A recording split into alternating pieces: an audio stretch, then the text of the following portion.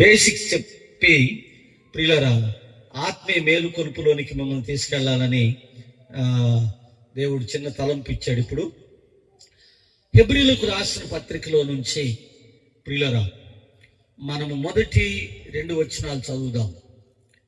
హెబ్రీలకు రాసిన పత్రిక 2వ అధ్యాయం మొదటి 2 వచనాలు చదువుదాం. పరిశుద్ధ గ్రంథంలో కావున మనము వినిన సంగతులను విడిచిపెట్టి కొట్టుకొని పోకుండునట్లు వాటి యందు మరి విశేష జాగ్రత్త కలిగి ఉండవలెను. ఇంకా చదువు. ఎందుకనగా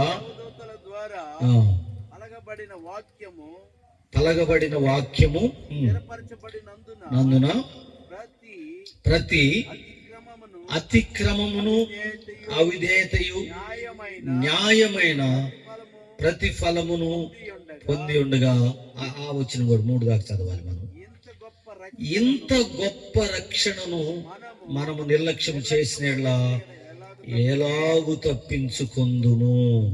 పిల్లరా ఇక నా వైపు చూడాలి మీరంతా. హెబ్రీ పత్రిక చాలా ప్రశస్తమైంది. ఇశ్రాయేలీల భాషది హెబ్రీ భాష.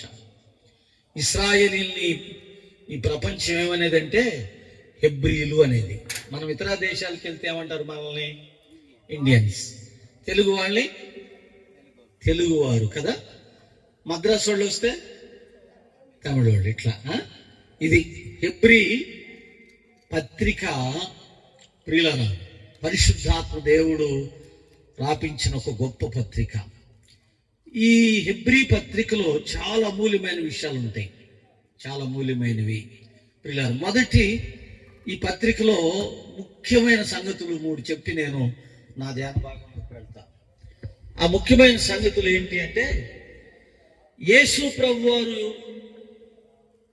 ఉన్న దైవత్వాన్ని కుమారత్వాన్ని చూపించినటువంటి పత్రిక. యేసు దేవుడు, ఆయన కుమారుడైన దేవుడు అని ప్రియులారా ఈ పత్రిక చాలా స్పష్టంగా తెలియజేస్తుంది. యేసు ప్రభు ప్రియులారా ఆయన దైవత్వాన్ని, రెండవది ఆయన యాజకత్వాన్ని తెలియజేస్తుంది. మూడవది ఆయన యొక్క కాపరితత్వాన్ని తెలియజేస్తుంది.